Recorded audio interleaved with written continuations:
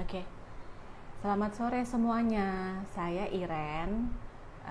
Kemarin saya udah sempet bikin IG live tentang inside out emotion, inside out feelings. Tapi ternyata ketika saya cek lagi di IGTV, banyak yang terpause dan end up-nya juga enggak seperti yang saya harapkan. Pokoknya banyak yang kepotong-potong deh. Makanya hari ini saya ulang kembali untuk sharing tentang inside out feelings. Saya juga udah bikin beberapa panduan catatan supaya apa yang saya paparkan lebih terstruktur dan semoga teman-teman bisa mendapatkan inspirasi lebih baik tentang feelings. Oke. Jadi saya Irene Junata. Saya psikolog, saya praktek di klinik Pela 9. Hanya sejak corona ini, seperti juga beberapa teman-teman, saya yakin masih ada yang work from home, kerja dari rumah. Nah, kalau saya praktek dari rumah karena saya belum merasa aman untuk pulang pergi dari rumah ke klinik. Nah, saya melakukan praktek konseling biasanya dengan anak-anak dan remaja karena saya adalah psikolog anak dan remaja. Saya biasanya menggunakan pendekatan bermain, jadi di belakang sini teman-teman bisa melihat ini tempat biasa saya praktek. Di belakang sini ada beberapa mainan yang memang saya sediakan. Nah, selama saya melakukan online konseling ini, saya jadi sering membuat beberapa tools tambahan yang bisa saya gunakan untuk kepentingan praktek saya. Kemarin saya membuat ini nih. Jadi ini adalah emotion feelings dari film Inside Out. Inside Out sendiri saya ceritakan sedikit ya sinopsisnya. Mungkin ada beberapa teman-teman yang belum pernah nonton film Inside Out. Inside Out ini adalah film tahun, kalau nggak salah sih 2015. Ini film Disney yang menceritakan tentang seorang anak perempuan yang bernama Riley. Nah, Riley ini umurnya kalau nggak salah waktu itu 11 tahun atau 12 tahun gitu, pra remaja. Nah, Riley ini memiliki beberapa perasaan di dalam tubuhnya yang setiap hari itu ganti-gantian gitu ya. Kadang dia merasa ini, kadang dia merasa itu, dan tubuhnya itu memproses perasaan-perasaan itu, dan perasaan-perasaan itu yang mengatur tingkah laku Riley dalam kesehariannya. Nah, itu sedikit sinopsis dari film Inside Out. Yang saya ingat waktu itu 2015, anak saya yang kedua itu masih bayi. Jadi saya playdate nonton film Inside Out ini dengan anak saya yang pertama. Waktu itu umurnya sekitar berapa ya? 8 tahun apa 9 tahun gitu. Jadi saya berdua aja nonton dengan anak saya yang pertama. Nah, ini saya bikin beberapa feelingsnya Riley. Jadi ada disgust di sini. Ini perasaan negatif, jijik gitu ya. Menurut saya sih dia yang paling keren karena kalian bisa lihat bulu matanya cetar, terus udah gitu bajunya. Ini sih saya print dari gambar di internet. Harusnya gambar aslinya tuh bajunya bling-bling gitu, penuh glitter. Karena ini saya warnai dengan krayon, jadinya warnanya seperti ini. Ini pun yang saya bikin sempat diprotes sama suami saya, kenapa sih nggak di print berwarna aja supaya mewarnai bisa lebih bagus. Karena menurut suami saya ini saya mewarnai dengan krayon agak-agak nggak rapi, agak-agak berantakan. Tapi saya mau mencoba untuk membuat ini sendiri. Oke. Ini disgust, lalu ada joy, dan ada sadness, lalu ada anger, dan ada fear. Ya. Nah, hari ini saya mau membahas inside out emotions yang saya yakin teman-teman semua juga memiliki, dan anak-anak terutama ya, karena fokus saya ke anak dan remaja. Anak-anak dan remaja juga memiliki ini semua. Sebenarnya kan emosi, saya tuh sering mendengar beberapa orang salah kaprah menggunakan kata emosi ini. Dia orangnya emosian, cepat marah dia, gitu sih orangnya gitu, emosian. Nah, emosian itu diartikan sebagai orang yang cepat marah, padahal sebenarnya emosi itu ya feelings, emosi itu ya perasaan gitu loh. Jadi emosi itu sebenarnya adalah kata netral. Kita tidak bisa menggunakan emosi untuk kata-kata yang berkonotasi negatif. Kalau marah itu kan sesuatu yang negatif, tapi kalau feelings yaitu netral gitu. Kita semua merasakan emosi-emosi itu, baik itu fear, baik itu anger, ataupun ini sadness, ataupun joy, dan disgust di sini. Nah, semua orang bisa merasakan emosi. Emosi ini juga ada yang positif dan ada yang negatif. Yang saya katakan, yang saya maksud emosi positif adalah emosi yang membuat kita merasa senang, kita merasa happy. Nah, kalau dari penjabaran ini, emosi yang positif adalah joy ini, perasaan bahagia, perasaan senang. Selain itu ada juga perasaan bangga. Misalnya ketika kita berhasil achieve sesuatu, kita tentu akan merasa bangga, kita akan merasa puas, kita merasa nyaman. Nah, itu emosi positif juga. Sementara emosi-emosi lainnya ini, baik itu anger, baik itu fear, sadness, ataupun si disgust ini, ya ini adalah perasaan-perasaan negatif. Nah, semuanya ini kita rasakan. Siapa sih yang nggak pernah merasa marah? Siapa sih yang nggak pernah merasa bahagia? Atau siapa sih yang nggak pernah merasa sedih? Pasti dalam kehidupan kita pasti bisa merasakan hal-hal itu. Demikian juga pada anak-anak. Sebenarnya mereka juga merasakan perasaan itu. Mereka merasa sedih kalau misalnya mainannya direbut sama temennya. Mereka merasa senang kalau dibeliin mainan baru. Atau kalau klien saya pernah cerita, aku senang banget kalau aku dibeliin Lego Ninjago misalnya. Jadi itu sesuatu yang membuat mereka merasa senang. Atau kita juga kadang-kadang merasa marah gitu kalau misalnya mainannya direbut orang. Kita juga merasa takut misalnya kalau misalnya kita melihat benda-benda yang memang membahayakan, misalnya melihat ular berbisa, atau kayak sekarang dengan adanya pandemi virus corona ini, kalau kita dengar tetangga kita ada yang positif misalnya, oh kita takut gitu kan, kita cemas gitu, harus gimana ini, wah udah deket nih ternyata RW kita zona merah atau malah zona hitam gitu. Nah, itu kan sesuatu yang menakutkan, dan tentu saja perasaan yang ditampilkan adalah fear ini. Nah, ada emosi, ada perasaan. Tadi saya bilang emosi adalah wajar, semua orang bisa merasakannya termasuk anak-anak. Dan emosi ini cuma bisa diterima. Kita nggak bisa bilang kamu nggak boleh marah, kamu nggak boleh takut, kamu nggak boleh sedih. Nah, itu salah kaprah kedua. Banyak orang tua itu yang mengatakan kepada anaknya, ih kok kecil-kecil marah-marah, anak kecil nggak boleh marah-marah gitu. Padahal ya anak ini merasa marah, kenapa malah nggak boleh merasa marah gitu. Atau seperti sekarang nih, ketika pandemi corona ini, kamu nggak usah takut, ngapain sih harus takut? Padahal menurut saya wajar ketika orang merasa takut di situasi seperti ini.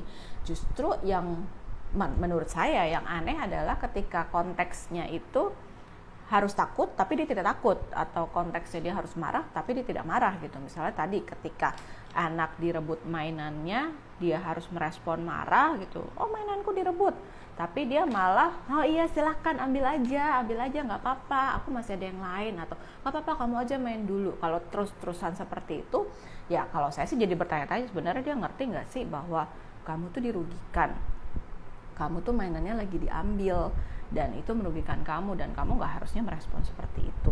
Jadi wajar ya ketika semua orang merasakan merasakan emosi yang tertera di sini. Nah, ada perasaan, ada emosi, dan emosi ini cuma bisa diterima, emosi cuma bisa dikeluarkan, dan tapi dikeluarkannya seperti apa nih? Sebenarnya yang paling pas, yang paling tepat, emosi ini dikeluarkan dengan dikatakan, dibilang, divalidasi gitu loh. Aku seneng nih karena mama beliin mainan buat aku. Aku seneng nih karena aku tadi ditraktir makan. Atau aku marah nih soalnya tadi teman aku ngambil mainan aku. atau aku marah karena tadi aku didorong sama temanku, atau misalnya fear, aku takut nih mah kalau keluar rumah nih, kalau lagi corona begini keluar rumah nanti gimana misalnya gitu. Atau ya sadness gitu, mama aku sedih, aku nggak bisa main sama teman-teman aku, jadi aku merasa sedih, aku kangen sama teman-teman aku pengen main sama mereka. Atau misalnya disgust, ini ya aku jijik loh mah kalau lihat brokoli misalnya, aku nggak suka sama brokoli. Atau kalau saya punya perasaan tidak enak ketika naik mobil yang taksi gitu yang ada baunya gitu. Nah, saya tuh merasa mual gitu. Ada teman-teman, ada klien juga yang saya ngerasa jijik deh kalau saya masuk ke rumah terus kotor rumahnya atau berbau atau apa. Jadi saya merasa jijik. Nah, ini kan hal-hal yang wajar. Nah, yang harus diperhatikan adalah ekspresi emosinya. Anak-anak yang marah gitu ya, sebenarnya kan cukup, tadi yang saya bilang ekspresi emosi sebenarnya cukup untuk dikatakan saja.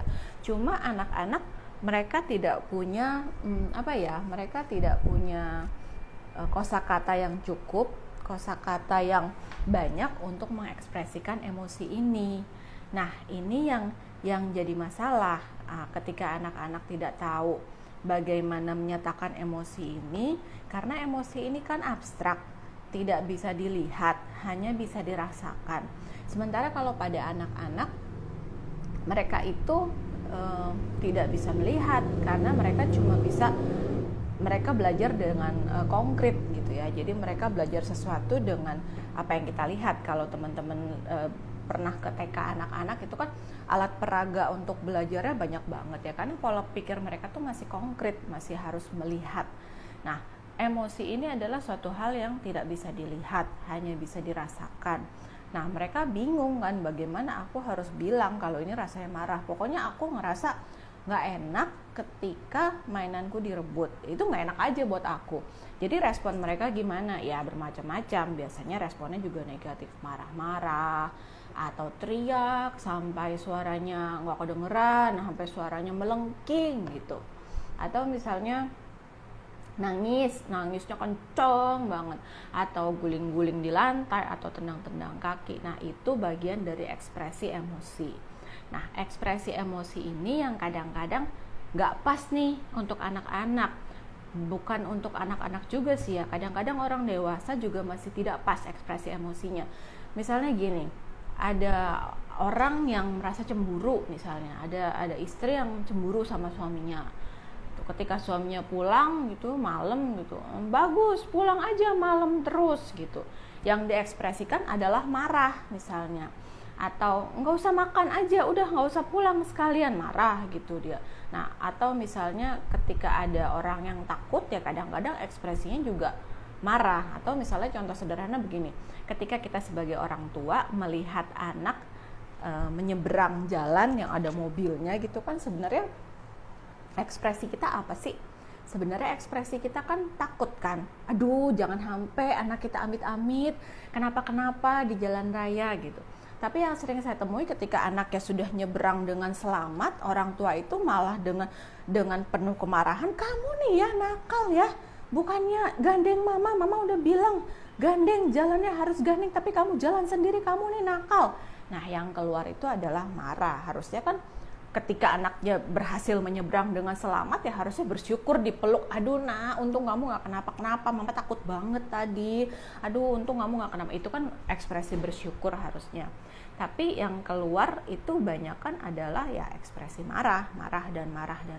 Nah, ekspresi emosi ini yang kita harus ajarkan ke anak. Nah, bagaimana sih, apa yang harus orang tua lakukan ketika anak itu meluapkan perasaannya dia, menunjukkan perasaannya dia. Kadang-kadang kita sebagai orang tua juga, aduh nih anak maunya apa, kamu kenapa, tanyain kamu kenapa, tapi anak ini nggak bisa menjawab, cuma ya nangis atau teriak. Nah, apa yang harus kita lakukan? Pertama, kita harus validasi emosinya. Jadi kita harus sebut perasaannya dia. Kita lebih paham dibanding anak-anak. Saya percaya bapak dan ibu harusnya lebih paham dong dibanding anak-anak, karena kan kita kan hidup lebih lama dibanding anak-anak kita. Jadi kita yang bilang, oh nak, kamu marah ya karena mainan kamu diambil sama teman kamu. Atau misalnya ini, kamu sedih ya karena mainan kamu, kamu sedih misalnya karena nggak bisa main sama temen kamu gitu.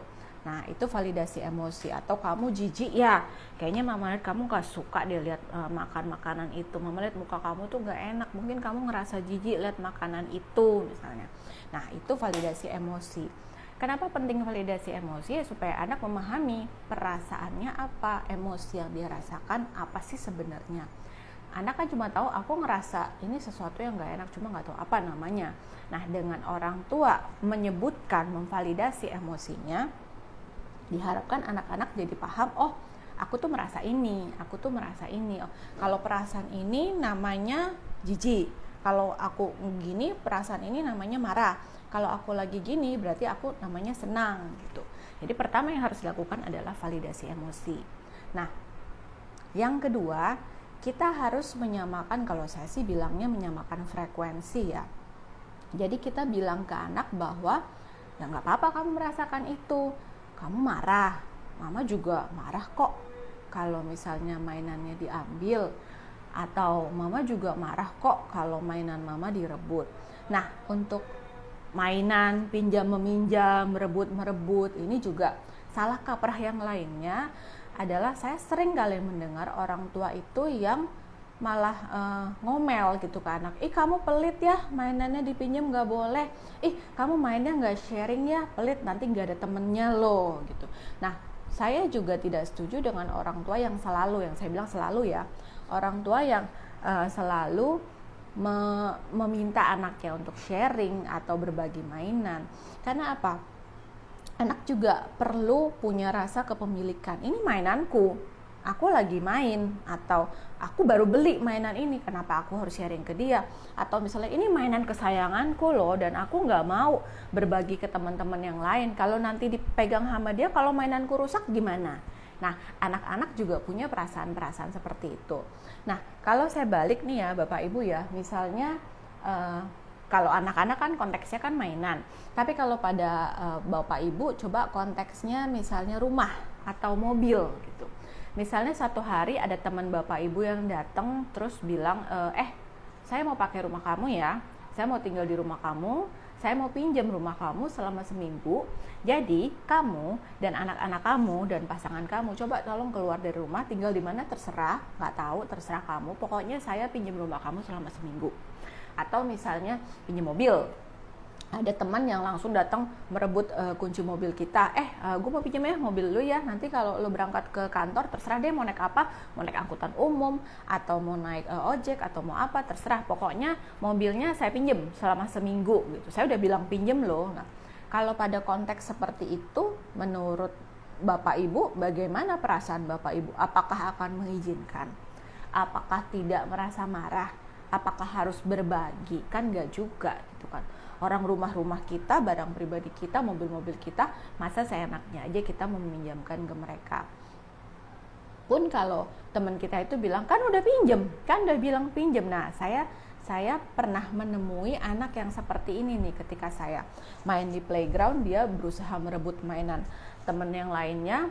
Terus dia pinjem ya, tapi udah direbut duluan gitu loh. Ketika temennya protes, kamu pelit, kan aku udah bilang pinjem gitu. Aku udah bilang pinjem berarti boleh dong aku ambil mainan ini. Lah itu juga kok dengan bilang pinjam lantas dia boleh merebut begitu aja. Nah nggak seperti itu juga. Nah jadi menurut saya wajar kalau anak-anak itu merasa marah ketika mainannya dipinjam padahal mereka tidak ingin meminjamkan gitu. Wajar dong gitu marah. Nah kita tadi yang saya bilang kedua, kita harus menyamakan frekuensi gitu. Jadi kita bisa bilang, mama juga marah loh kalau mainan mama direbut, atau papa juga kesel sih kalau digituin, sama gitu. Nah menyamakan frekuensi ini gunanya apa? Supaya anak itu tidak merasa aneh sendiri. Jadi dia juga merasa, oh papa ternyata bisa marah juga loh, atau oh mama juga ternyata bisa kesel, atau oh mama bisa misalnya bisa merasa nggak pede, atau oh ternyata papa bisa khawatir juga. Nah kenapa demikian? Karena biasanya anak-anak itu memandang orang tuanya itu sebagai sosok yang hebat, super mom, super dad. Jadi orang tua itu tidak pernah merasakan yang negatif-negatif. Nah dengan demikian ketika orang tua juga bilang papa juga merasa seperti itu atau mama juga merasa seperti itu, si anak tidak merasa terasing gitu, bahwa dia sama aja seperti orang-orang lainnya. Papaku juga bisa merasa seperti itu, mamaku juga bisa merasa seperti itu. Untuk anak-anak yang lebih besar, mereka bahkan bisa mempertanyakan atau malah membangun diskusi kepada bapak ibu. Misalnya, emang iya mama bisa merasa takut?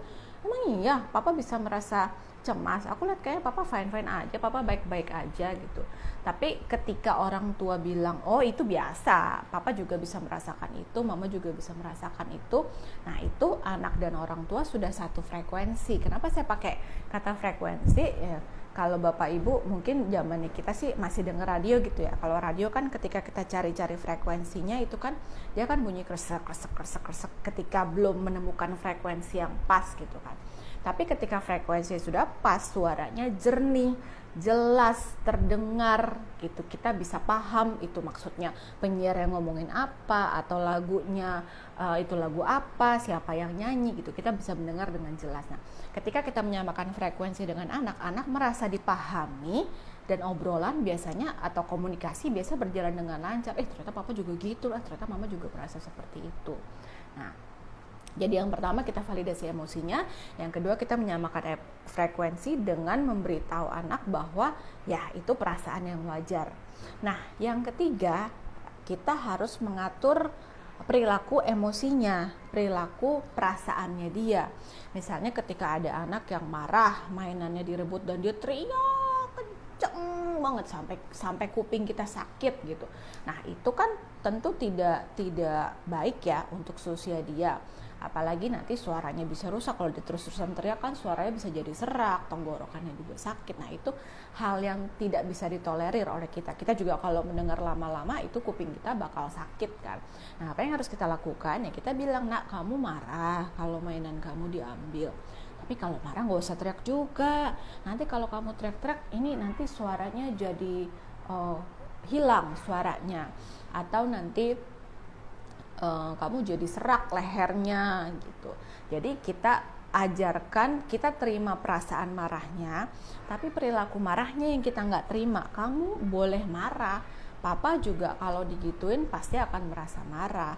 Tapi kalau marah kita jangan teriak, atau kita jangan guling-guling gitu, atau kita jangan nendang-nendang pintu gitu. Ada loh orang yang marah itu sampai nendang pintu sampai bolong gitu, atau pensilnya dipatahin gitu. Marah itu marah yang ekstrim gitu ya, se-ekstrim itu. Nah tapi jangan seperti itu. Lalu kita tawarkan juga, kalau kamu pengen marah, kalau kamu pengen nendang-nendang, ini ada bola nih, bola plastik, kamu tendang aja bola plastik gitu. Atau kamu kesel banget nih ada kertas bekas nih, kamu boleh loh remes-remes kertas bekas ini. Atau nih ada guling, pukul aja gulingnya, tendang aja gulingnya. Jadi kita menawarkan suatu kegiatan untuk mengekspresikan emosinya, tapi yang lebih diterima. Nendang bola, ya kan bola memang untuk ditendang, gak apa-apa dong kan. Atau misalnya tadi meremas-remas kertas, kan kertas bekas juga memang udah harus dibuang, ya udah diremes-remes aja sekalian. Atau tendang guling, ya kan nendang guling nggak sakit kan, nggak apa-apa dong berarti kalau nendang guling.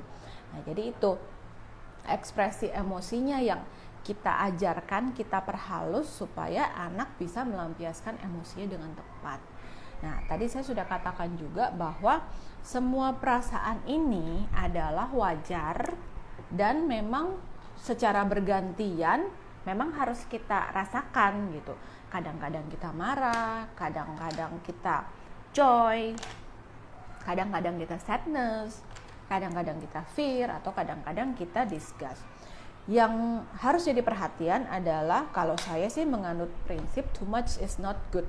Ketika anak melampiaskan suatu emosi secara berlebihan, misalnya disgust terus enaknya, kemana-mana disgust, nyobain makanan baru disgust, ke tempat baru disgust. Nah ini juga tidak pas ya menurut saya ya. Anak ini akan tampil sebagai anak, kalau saya bisa bayangkan, dia mungkin tampil sebagai anak yang picky eater, makannya cuma mau itu aja, nyobain hal baru nggak mau, jijik. Terus anak ini juga sulit dibawa kemana-mana, mau ke rumah temennya nggak mau, jijik, nanti rumahnya kotor atau rumahnya berbau, atau mau kemana ya susah gitu loh, mau ke toilet umum jijik, nggak berani, ya repot dong kan kalau gitu. Ketika dia discuss terus, ya kita akan merasa kesulitan sebagai orang tuanya untuk ngajak dia kemana-mana, untuk ajak dia makan di restoran. Kadang-kadang sebagai ibu kan kita juga pengen kan, udah hari ini nggak usah masak misalnya, udah kita beli aja makanan. Ketika anak ini banyak merasa disgustnya, picky eater, tentu akan merepotkan untuk kita dan untuk si anak juga. Nah, anak yang fear terus, takut terus kemana-mana, takut, nah ini juga akan merusak hubungan sosialnya dia dan merusak perkembangannya dia, mengganggu, saya bukan bilang merusak ya, mengganggu perkembangannya dia. Dia jadi anak yang tidak berani mencoba apa-apa, mau maju ke depan kelas gitu misalnya ketika di kelas gitu ya, atau ketika online. Sekarang kan namanya sekolah online kan, mau menjawab nggak berani mencet tombol on, mic on gitu, atau mau menyapa guru malu, takut, maunya ditemenin mama terus gitu. Mau mengerjakan tugas misalnya nggak didampingi orang tua, takut nggak bisa, ntar kalau salah gimana, ntar kalau ini gimana, fear terus sih. Jadi dia tampil sebagai anak yang kurang percaya diri, tidak berani mencoba hal-hal baru, tentu akan menyulitkan dia dan menyulitkan orang-orang di rumah juga.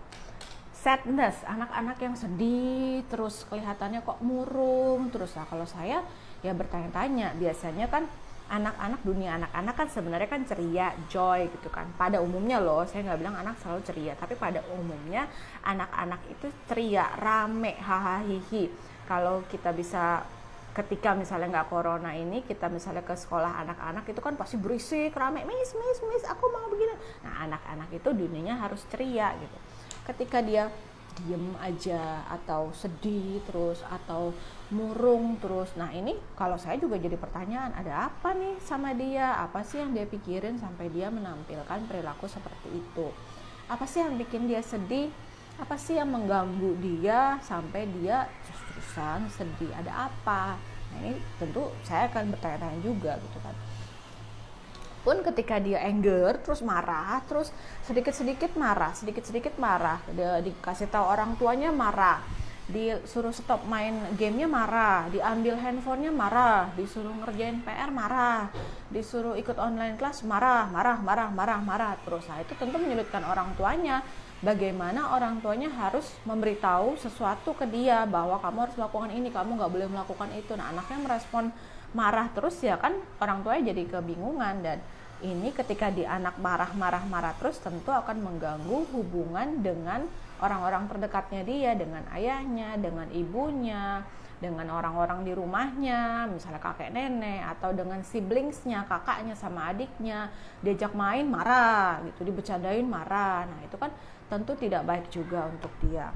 Begitu juga kalau selalu joy, senang terus. Nah ini juga ya saya, kalau saya sih akan jadi pertanyaan, kayak tadi misalnya contoh tadi, ketika konteksnya itu mainannya direbut oleh temannya, tapi dia oh ya nggak apa-apa, atau dia senyum aja tanpa menunjukkan ekspresi marah atau sebel atau apa. Nah pertanyaan saya adalah, ini anak ngerti nggak sih bahwa dia ini dilanggar haknya, bahwa misalnya dia dibully atau bahwa dia didorong, jatuh itu sakit gitu.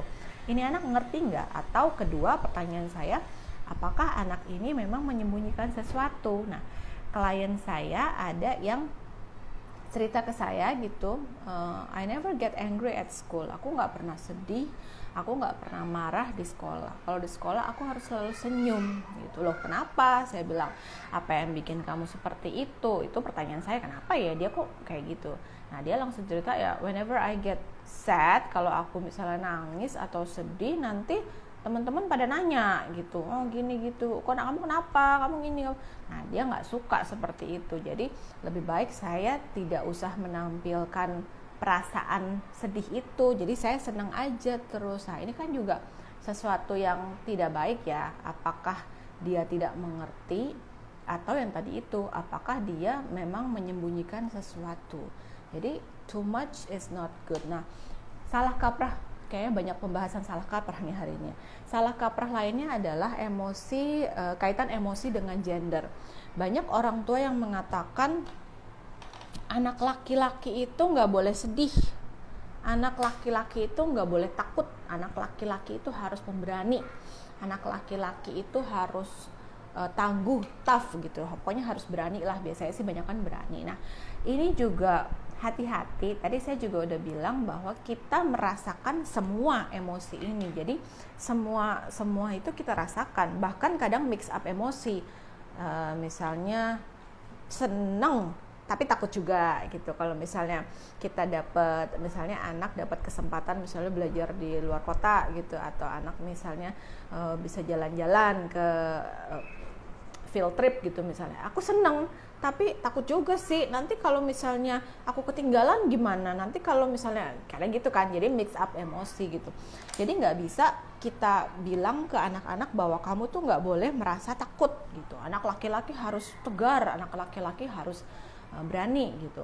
Nah ketika perasaan takut itu, tadi saya udah bilang perasaan itu cuma bisa dikeluarkan. Ketika dibilang tidak boleh, apa yang dilakukan? Dia repress, dia menekan perasaan itu. Ya di repress sampai suatu saat balik lagi perasaan itu hanya bisa diterima, hanya bisa dikeluarkan juga. Ketika di repress dia akan keluar, tapi keluarnya itu dahsyat, kayak ledakan gunung berapi. Ledakan gunung berapi tahu kan, besar, keras, panas, berbahaya, destruktif, menghancurkan sekelilingnya. Nah, emosi yang terlalu lama direpress, ditekan, nanti keluarnya akan meledak gitu. Jadi tidak sehat juga untuk anak. Lalu kalau salah kaprah emosi dan gender berikutnya, anak perempuan itu harus senyum-senyum, anak perempuan ini harus ceria dong, harus senang-senang, harus cantik. Kalau anak cantik itu senyum, kalau anak cantik itu harus senang-senang, anak cantik gak boleh nangis gitu. Nanti kalau nangis cantiknya luntur misalnya, banyak kan yang bilang seperti itu kan. Nanti kalau nangis gak cantik lagi, nanti kalau nangis teman-temannya gak mau main sama kamu. Nah banyak yang seperti itu. Ini juga hati-hati. Balik lagi, tadi anak perempuan itu juga bisa merasakan emosi-emosi yang lainnya. Ada kalanya dia marah, ada kalanya dia sedih, ada kalanya dia takut, atau ada kalanya dia merasa jijik gitu. Tapi ketika semua perasaan itu tadi saya bilang ditahan.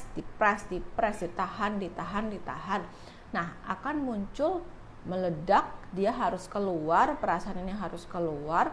Ketika terlalu lama ditekan ya dia keluarnya balik lagi meledak seperti gunung berapi gitu.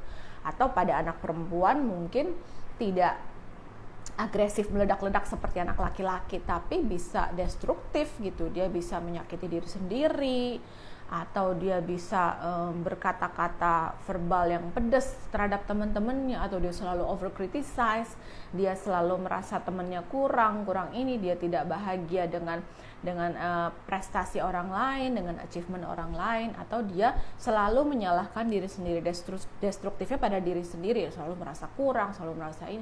Nah itu kan hati-hati juga, ini suatu hal yang tidak baik. Jadi setiap anak itu bisa merasakan dan harus merasakan semua perasaan ini, dan semuanya itu boleh, semuanya itu normal asal kontekstual, sesuai dengan konteksnya. Jadi kalau misalnya konteksnya dia harus marah, ya dia marah. Kalau konteksnya dia harus senang, ya dia harus menampilkan senang. Kalau konteksnya dia harus sedih, ya dia menampilkan yang sedih. Nah, sebagai orang tua ya kita bagaimana harus menghadapi, memanage atau memaintain emosi anak-anak ya. Satu, kita validasi emosinya, kita yang sebut, kita yang kasih label emosinya. Kamu marah, kamu sedih, kamu takut, atau kamu ini ya. Atau untuk anak-anak yang lebih besar, kamu deg-degan ya, tapi seneng juga ya, tapi takut juga ya. Nah itu tadi yang saya bilang mix up feelings itu. Semakin anak bertambah usianya, semakin bercampur-campur emosinya. Validasi emosi, dan yang kedua kita samakan frekuensi, dalam arti papa juga kesel kok, mama juga bisa sedih kok, mama juga bisa takut kok kalau kayak gitu. Jadi kita membuat anak itu tidak merasa sendirian, tidak merasa terasing bahwa papa dan mama juga merasakan hal yang sama. Dan yang ketiga, kita atur ekspresi emosinya supaya bisa diterima oleh lingkungan. Daripada teriak-teriak, mending kamu bilang, aku sebel sama kamu karena kamu merebut mainanku. Atau aku sebel sama mama karena aku gak dibolehin pergi main gitu. Atau misalnya daripada kamu nendang-nendang pintu sampai bolong, kamu bisa tendang bola. Atau daripada kamu nonjok-nonjok pintu, kamu bisa remes-remes kertas, kamu buang aja kertas itu. Atau kamu tendang bantal, atau kamu tendang guling. Nah, itu yang bisa kita lakukan untuk ya supaya anak bisa beremosi dengan tepat dan berperilaku emosi secara tepat ya. Tadi sebelum IG Live ini mulai, saya juga sudah dapat pertanyaan bagaimana sih cara memaintain emosi ini dari sebentar ya. Coba saya lihat akun Jackie's Diary. Ini pertanyaannya tadi maaf ya, saya tips untuk bantu anak cope with their feelings and tips untuk bantu anak cope with their feelings and manage. Sebentar, maaf ya, saya lihat dulu ya. Tips untuk bantu anak cope with their feelings and manage their emotion. Jadi penjelasan saya ini sudah menjawab ya untuk akun Jackie Lee. Sorry, ini bacanya Jackie Lee Diary ya. Untuk coba saya lihat dulu apakah ada pertanyaan di sini. Kalau misalnya ada pertanyaan, boleh silahkan. Saya masih tunggu beberapa menit. Oke. Ada Feisha, ada Gary Kevin, Michaela VC, 88 MJM, Alfian 1980. Ini Jack Slee yang tadi. Terus ada Antonius Chu, Vilda Junata. Oke. Ada lagi Gary Kevin. Oke, Putra Sunarto, Miss Jenje, Education Center Pella, Klinik Pella. Oke. Ronald Octavianus, Ristriari. Oke. Nah, sekian sih penjelasan dari saya. Kalau misalnya ada pertanyaan lebih lanjut, boleh chat langsung ke IG saya atau bisa DM saya atau gimana gitu. Saya akan coba bantu jawab pertanyaannya. Saya akan coba bantu arahkan ya. Terima kasih sudah menonton IG Live saya. Terima kasih, dadah, selamat sore.